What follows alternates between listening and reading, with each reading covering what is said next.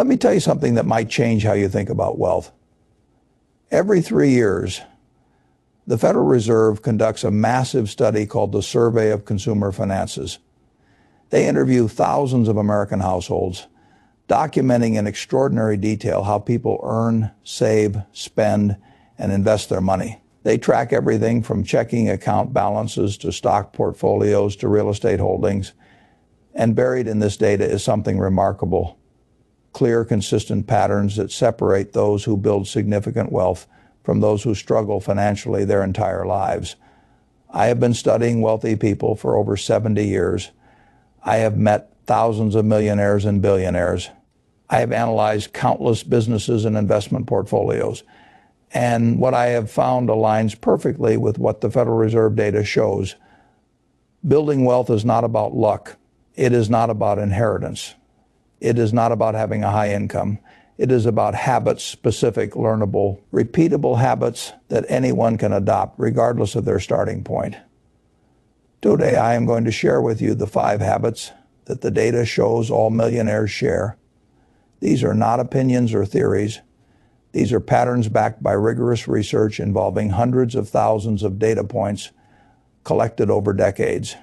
And if you adopt these habits, I believe you will dramatically increase your probability of building significant wealth over your lifetime. Before I reveal these 5 habits, let me tell you a story that illustrates why this matters so much. To me personally, when I was young, my father lost his job during the Great Depression. He had worked at a bank that failed, and suddenly our family had no income. I watched my parents struggle. I saw the fear in their eyes. I experienced firsthand what financial insecurity feels like. That experience shaped everything that came after. I became obsessed with understanding money, not because I wanted to be rich for the sake of being rich, but because I never wanted to feel that fear again. I never wanted my family to feel that fear. And I discovered that financial security is not primarily about how much money you make. It is about the habits you develop around money. My father eventually recovered and built a successful career, but not before our family learned lessons about money that I carry with me to this day. The Federal Reserve data confirms what I learned through that experience and through decades of observation since. The patterns are unmistakable. People who build wealth behave differently than people who do not. And these behavioral differences are consistent across income levels, across professions, across geographic locations. The habits transcend circumstances. They work for school teachers and doctors alike. They work in New York City and in small towns in Nebraska. They work in booming economies and in recessions. Let me walk you through the 5 habits one by one. The second most important habit that the Federal Reserve data reveals is living below your means. I am starting with this one because it is the foundation upon which everything else is built. You cannot invest what you do not save. You cannot save what you have already spent. The math is unforgiving. The Survey of Consumer Finances shows that millionaires across all income levels spend significantly less than they earn. Not slightly less, significantly less. The median millionaire saves and invests between 15 and 20% of their income consistently throughout their working lives. Many save 30% or more. They do this not by earning dramatically more than everyone else, but by choosing to spend less than they could afford. I know what some of you are thinking: easy to save when you are already rich. But the data shows something fascinating. The saving habit precedes the wealth, not the other way around. People who eventually become millionaires start saving aggressively early in their careers, often when their incomes are quite modest. The habit comes first, the wealth follows. Let me give you a specific example from my own life. When I started my investment partnership in 1956, I was earning modest fees. I could have upgraded my lifestyle. I could have bought a nicer car, a bigger house, more expensive clothes. Instead, I lived in the same house I bought in 1950, 8 for $31,500. I drove used cars. I ate at the same restaurants I always had. My lifestyle did not change even as my income increased dramatically. This was not deprivation. I was not suffering. I simply did not see the point of spending money on things that did not make me happier. And I knew that every dollar I did not spend was a dollar that could compound over time. At 10% annual returns, a dollar saved at age 30 becomes $17 by age 60. That is the power of compound interest. And it only works if you have money to compound. The Federal Reserve data shows that high income alone does not lead to wealth. There are doctors and lawyers earning $500,000 per year who have less net worth than teachers earning $60,000 per year. The difference is the savings rate. The high earner who spends everything has nothing to show for decades of work. The modest earner who consistently saves 15 or 20% builds a fortune over time. I want you to really internalize this because it goes against everything our consumer culture teaches. Advertisements tell you that you deserve luxury. Social media shows people flaunting expensive lifestyles. There is constant pressure to upgrade, to keep up, to signal success through spending. But the data is clear. People who succumb to this pressure rarely build wealth. People who resist it almost always do. The most important habit, and the one I want to spend the most time on, is investing consistently in productive assets. This is where the living below your means habit translates into actual wealth creation. Saving money is necessary but not sufficient. You must put that money to work. The Federal Reserve data shows that millionaires overwhelmingly invest in three categories of assets: equities, meaning stocks and stock funds, real estate, both personal residences and investment properties, and ownership stakes in private businesses. These three categories account for over 90% of millionaire wealth across all the surveys. What do these three categories have in common? They are all productive assets. They generate returns through economic activity. Stocks represent ownership in businesses that earn profits. Real estate generates rental income or provides housing value. Private businesses produce goods and services that customers pay for. This is fundamentally different from saving money in a bank account, which generates minimal returns, or from buying depreciating assets like cars and electronics, which lose value over time. The compounding effect of productive assets is extraordinary. Let me show you the math that changed my life when I first understood it as a young man.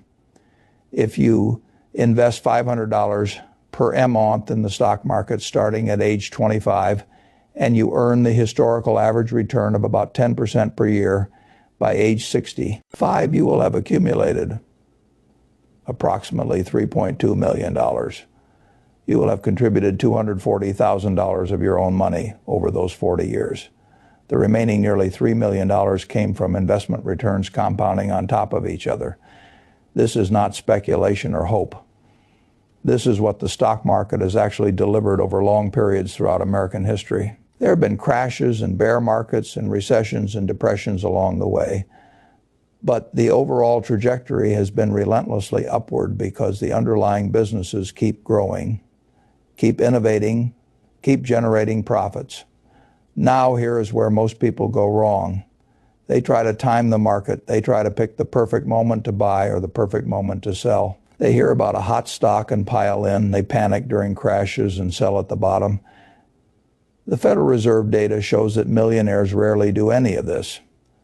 Instead, they invest consistently regardless of market conditions. They diversify across many investments rather than concentrating in a few. And they hold for very long periods of time. I have said many times that my favorite holding period is forever. That is not just a saying. It reflects a deep truth about how wealth is built. When you find quality investments and hold them for decades, you benefit from the full power of compound growth. When you trade in and out, you incur costs, you pay taxes, and you risk missing the best days in the market, which often come right after the worst days. Let me share some data that illustrates this point. If you had invested $10,000 in the S&P 500 at the beginning of 1980 and held through the end of 2023, you would have about $1.3 million. But if you missed just the 10 best days in the market during that period, just 10 days out of more than 11,000 trading days, you would have only about $600,000, less than half as much. And if you missed the 20 best days, you would have less than $350,000. Most of those best days occurred during periods of crisis when investors were most likely to have sold in panic. This is why I tell people to invest consistently and to stay invested. The biggest gains often come when things look the worst. If you are on the sidelines during those moments because you sold in fear, you miss the recovery that generates most of the long-term returns. The third habit that the Federal Reserve data reveals is continuous learning and self-improvement. This one might surprise you. What does reading books have to do with net worth? But the correlation is remarkably strong. The Survey of Consumer Finances does not directly measure reading habits, but related surveys and studies show that wealthy individuals read significantly more than the general population. They read about business, finance, history, biography, science, and current events. They are constantly expanding their knowledge base and updating their mental models of how the world works. I spend 5 to 6 hours every day reading annual reports, newspapers, trade publications, books, anything that helps me understand businesses and economies better. Charlie Munger, my longtime partner who recently passed, read even more than I did. He used to joke that he was a book with legs attached. This was not a coincidence. Our reading habits directly contributed to our investment success. Here is why continuous learning matters so much for wealth building. The world is constantly changing. Industries rise and fall. Technologies emerge and disrupt. Economic conditions shift. Regulations evolve. The knowledge that made you successful 10 years ago may be obsolete today. If you stop learning, you fall behind. If you keep learning, you spot opportunities that others miss and avoid pitfalls that trap the complacent. But beyond specific knowledge, there is something deeper at work. The habit of continuous learning reflects a growth mindset. It reflects intellectual humility, the recognition that you do not know everything and can always learn more. People with this mindset adapt better to changing circumstances. They recover faster from setbacks. They make better decisions because they consider more information, more perspectives. The Federal Reserve data shows that millionaires tend to be highly engaged with their finances. They know their net worth. They track their spending. They monitor their investments. They understand the tax implications of their decisions. This engagement requires ongoing learning and attention. It is not something you do once and forget about. It is a continuous process of staying informed and making adjustments as circumstances change. I want to encourage everyone watching this to develop a reading habit if you do not already have one. Start with 30 minutes a day. Read about topics that interest you and topics that expand your understanding of business and finance. Over time, this habit will compound just like interest. The knowledge you accumulate will give you advantages in your career, your investments, and every financial decision you make. The fourth habit is avoiding destructive financial behaviors. This might sound obvious, but the data shows it is critically important and widely ignored.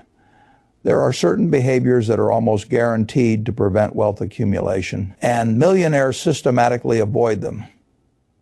The Federal Reserve data shows that millionaires have dramatically lower rates of certain financial behaviors compared to the general population. They carry less high-interest debt. They have fewer bankruptcies. They are less likely to have their homes foreclosed. They are less likely to be delinquent on payments. They rarely gamble significant sums. They avoid speculative investments they do not understand. Let me focus on debt because it is the most common wealth destroyer. The average American household carries thousands of dollars in credit card debt at interest rates of 20% or more. Think about what that means mathematically. If you are paying 20% interest on debt while your investments earn 10%, you are losing ground every day. Every dollar you put toward investments while carrying high interest debt is a dollar that would be better spent paying off that debt first. I have seen so many people trapped in this cycle. They make decent incomes, they try to invest, but they carry credit card balances, car loans, personal loans, all charging high interest rates. The interest payments consume their cash flow. They never get ahead. the debt becomes a prison that prevents them from ever building real wealth. Millionaires understand this trap and avoid it. The Federal Reserve data shows that the median millionaire has either zero debt or only mortgage debt at relatively low interest rates. They pay off their credit cards in full every month. They buy cars they can afford to pay for in cash or with minimal financing.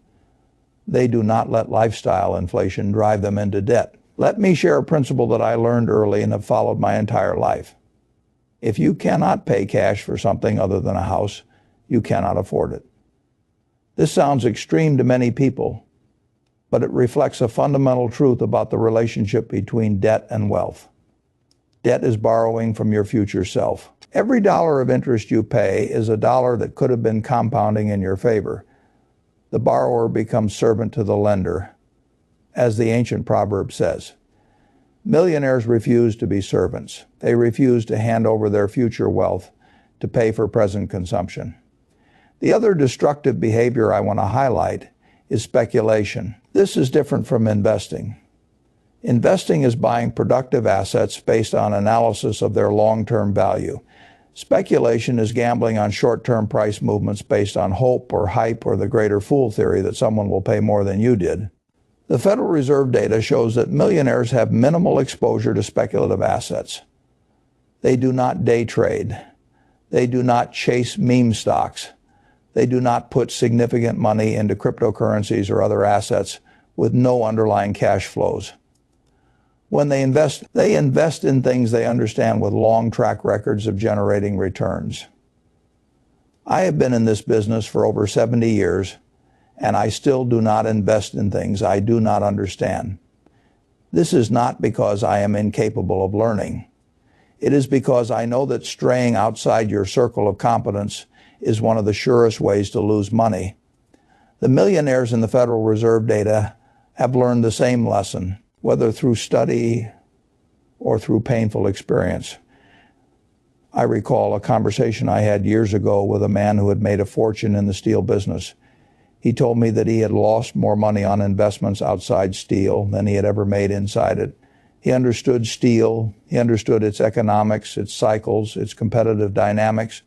But when he tried to invest in technology or biotech or other areas outside his expertise, he consistently lost money. The lesson stuck with me: stick to what you know. The fifth and final habit is thinking long term. This might be the most underrated habit of all. In a culture obsessed with instant gratification, the ability to delay gratification and think in decades rather than days is a genuine superpower. The Federal Reserve data shows that millionaires started saving and investing early and continued for decades.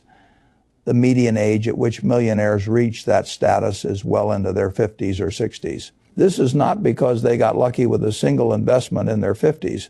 It is because they spent 30 or 40 years consistently applying the other habits I have described, and compound interest eventually made them wealthy.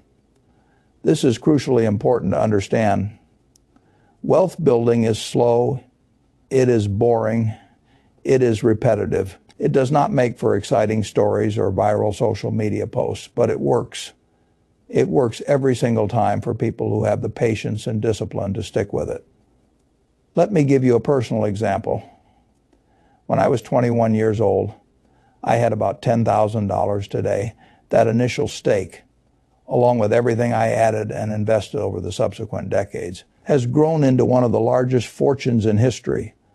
But here is the remarkable thing. Over 99% of my net worth was accumulated after my 50th birthday. More than half was accumulated after my 65th birthday. This is not because I suddenly got smarter in my 50s and 60s. It is because of how compound interest works. The gains in the early years are small in absolute terms, but they become the foundation for larger gains later. And those gains become the foundation for even larger gains. Eventually, the compounding becomes enormous, generating more wealth in a single year than was accumulated in entire earlier decades. But you only get to experience that exponential growth if you start early and stay invested for the long term. If you give up after 10 years because the growth seems slow, you miss the magic that happens in years 30, 40, and 50. If you panic and sell during a market crash, you crystallize losses that would have recovered and compounded if you had simply held on. The Federal Reserve data shows that millionaires have held their primary investments for median periods of over 20 years. They bought and they held. They did not trade. They did not time. They did not chase performance. They simply let time and compound interest do the work. I want to bring all of this together because these 5 habits are not independent. They reinforce each other in powerful ways. Living below your means creates the surplus that allows you to invest. Investing consistently in productive assets puts that surplus to work generating returns. Continuous learning helps you make better investment decisions and avoid costly mistakes. Avoiding destructive behaviors prevents you from sabotaging your own progress. And thinking long-term gives compound interest the time it needs to work its magic. Remove any one of these habits and the system breaks down. Earn a high income, but spend it all, and you build no wealth. Save money, but leave it in a bank account earning nothing, and inflation erodes your purchasing power. Invest wisely, but panic and sell during downturns, and you lock in losses instead of gains. Accumulate wealth, but succumb to speculative fever, and you can lose decades of progress in a single bad bet. The millionaires in the Federal Reserve data understand this intuitively. They are not financial geniuses. Many of them work ordinary jobs and earn ordinary incomes, but they have developed habits that virtually guarantee wealth accumulation over time. And those habits are available to anyone willing to adopt them. Let me share some specific data points from the survey of consumer finances that I find particularly illuminating. The median net worth of American households is around $190,000, but the median net worth of households that consistently save at least 15% of their income is over $1 million. That is more than 5 times higher, and this difference persists even when controlling for income levels. In other words, it is not just that high earners save more and therefore have more. It is that the act of saving itself, regardless of income, dramatically increases wealth accumulation. The survey also shows striking differences in asset allocation. The median household has about 60% of their net worth in their primary residence, and only about 15% in financial assets like stocks and bonds. In contrast, millionaires typically have less than 30% in their primary residence and over 50% in financial assets. This matters because financial assets, particularly stocks, have historically delivered higher returns than residential real estate. The millionaires are putting more of their wealth into higher returning assets. Now, I do not want anyone to conclude that they should not own a home. Home ownership has many benefits, and a paid-off home provides security that cannot be measured purely in investment returns. But the data suggests that concentrating in your residence at the expense of financial investments is a pattern associated with lower wealth accumulation. The millionaires diversify. They own homes, but they also own stocks, bonds, and other investments. Another pattern in the data relates to income stability. Millionaires tend to have multiple sources of income. They might have wages from a job, dividends from investments, rental income from property, and perhaps income from a side business. This diversification of income sources provides resilience. If one source declines, others continue. This allows them to maintain their savings rate even during economic downturns, when many people are forced to draw down savings just to survive. For those earlier in their wealth building journey, the lesson is to think about developing multiple income streams over time.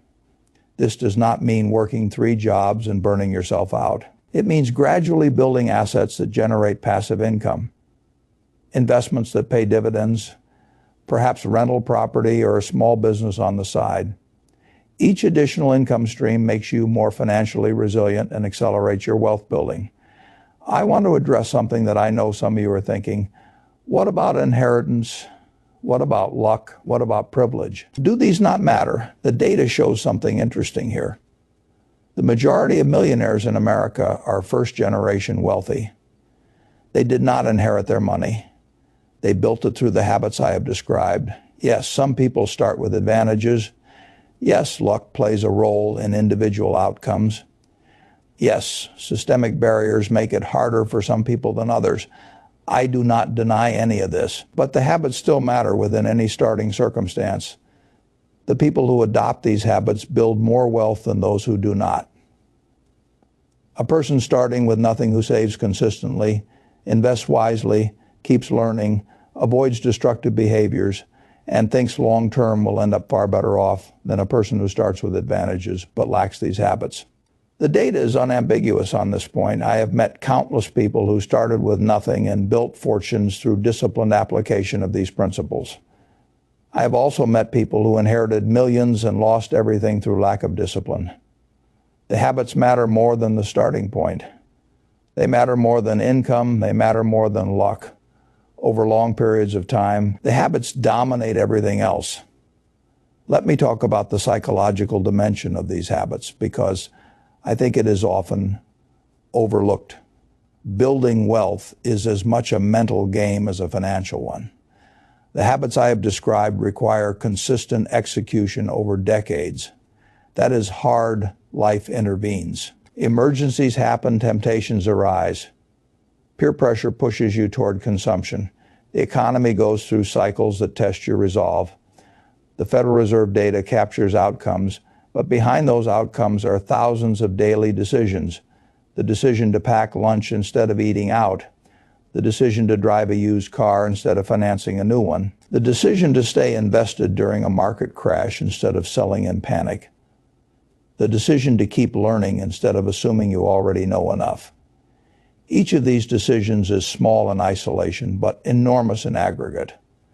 What separates those who maintain these habits from those who abandon them? From what I have observed, it comes down to clarity of purpose. The people who build wealth have a clear understanding of why they are doing it. Not just to be rich, but for specific goals, security for their family, freedom to pursue work they love, the ability to help others, a legacy to leave behind. When you are connected to your deeper purpose, the daily discipline becomes easier. You are not depriving yourself. You are investing in a future you deeply desire. I knew from a very young age that I wanted financial independence. Not to buy luxury goods or impress people, but to have control over my own time and decisions. That clarity of purpose made it easy for me to save aggressively and live modestly. I was not sacrificing. I was building something I valued more than anything I could buy. I encourage you to spend some time thinking about your own purpose. Why do you want to build wealth? What will it enable? How will your life be different? Get specific, write it down, return to it when the daily discipline feels hard. That connection to purpose is what sustains the habits over decades. I also want to discuss the role of environment in supporting these habits. The people around you, the media you consume, the places you spend time, all of these influence your behavior. If you are surrounded by people who spend lavishly and dismiss saving as boring, you will find it harder to maintain good financial habits. If you constantly consume media that glorifies consumption and luxury, you will feel pressure to keep up. The millionaires in the Federal Reserve data tend to associate with other financially responsible people. This is not snobbery, it is practical wisdom. Your environment shapes your behavior, whether you realize it or not. Choose your environment carefully. Seek out people who share your financial values. Limit exposure to media that triggers unhealthy consumption desires. Create systems and structures that make good habits automatic and bad habits difficult. For example, I recommend automating your investments so that money moves from your paycheck to your investment accounts before you ever see it. This removes the decision from the equation. You do not have to exercise willpower every month to invest. It just happens. The millionaires in the data have typically set up similar systems. They do not rely on willpower alone. They create structures that make the right behaviors automatic. Let me leave you with this thought. The Federal Reserve will continue conducting their survey of consumer finances. They will continue documenting the patterns that separate those who build wealth from those who struggle. And I am confident that decades from now, the data will show the same 5 habits I have described today because these habits are not fads or tricks or secrets. They are fundamental principles of wealth building that have worked throughout human history and will continue working as long as markets exist.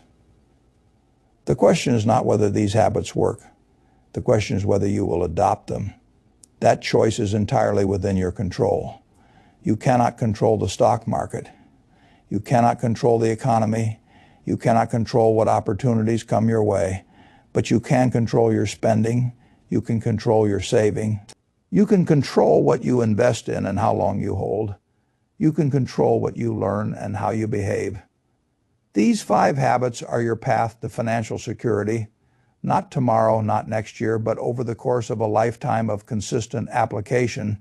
That is how wealth is really built. That is what the data shows. And that is what I have observed in over 70 years of studying money, and the people who accumulate it start today. Not because you will be rich tomorrow, but because every day you delay is a day of compound interest you will never get back. The habits are simple, the execution is hard, but the results, for those who persist, are life-changing. I want to close with one final thought from the Federal Reserve data that I find both sobering and inspiring. The survey shows that financial literacy, the basic understanding of concepts like compound interest, diversification, and inflation, is strongly correlated with wealth accumulation. People who understand these concepts build significantly more wealth than those who do not, even controlling for income and education levels. This tells me that knowledge matters, learning matters. The fact that you are here listening to this, trying to understand how wealth is built, puts you ahead of the majority who never take the time to learn. But knowledge without action is worthless. The question is what you will do with what you have learned. The 5 habits are clear. Live below your means. Invest consistently in productive assets. Keep learning. Avoid destructive behaviors. Think long-term. The Federal Reserve data shows these habits work. My 7 decades of observation confirm they work. All that remains is for you to apply them. Your financial future is not determined by your past. It is not determined by your current income or your current net worth. It is determined by the habits you adopt starting today. Every millionaire started somewhere. Many started with less than you have right now. What they had was not money. What they had was the right habits applied consistently over long periods of time. That is the real secret to building wealth. Not a secret at all. Really just discipline, patience, and habits that the data proves work every single time.